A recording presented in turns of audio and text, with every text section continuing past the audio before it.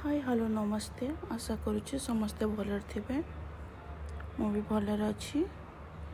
आज मु गोटे नुआ रेसिपी नहीं के आसी चिंगुड़ी माछ टमाटो देकिना बनैबी। से मु अच्छा से चिंगुड़ी माछ को धोईके रखिली, लुण हलदी गोलैदेली भल भाव। तापर मु 4टा टमाटो नहीं आउ 4टा कंचा लंका भी बहुत राग अच्छे लंका तेणुक 4टा नहीं आपड़ से अनुसार ने देखिकिना जोटा राग खाया पसंद करते बेसी ने यदि कम राग खाया पसंद करते कम ही ने। मु सोरिष तेल देदेछि। सोरिष तेल में चिंगुड़ी माछ को मु भाजी नेबी। प्रथमे देखंतु केमिति भाजी नेली। लुहा कड़ाई रे मु बनाउछि चिंगुड़ी माछ।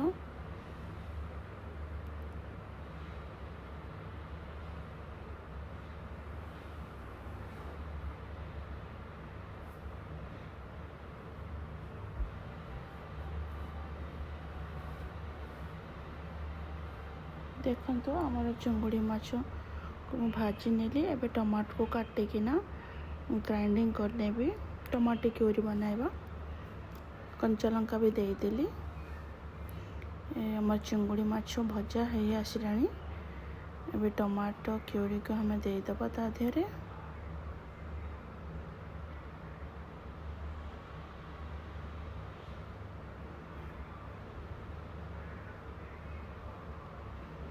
आउ किछि मसला दरकार पड़ोनी। आ बहुत सुंदर लगे ना पियाज जरूरत अच्छी ना ही रसुण ना अदरक।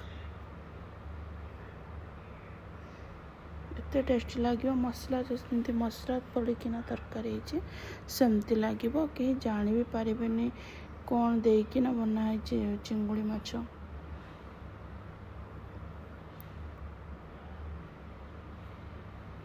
एबे काटिकिना टिके कंचा लंका देदब।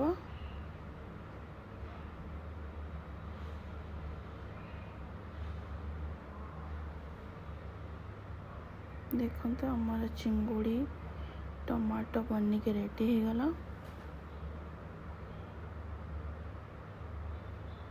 बहुत सुंदर लगे। आपन रोटी पराठा और भात संगे खाई परिवे। देखो गोटे खाई के देखो केमती लगुच। Thank you, bye bye.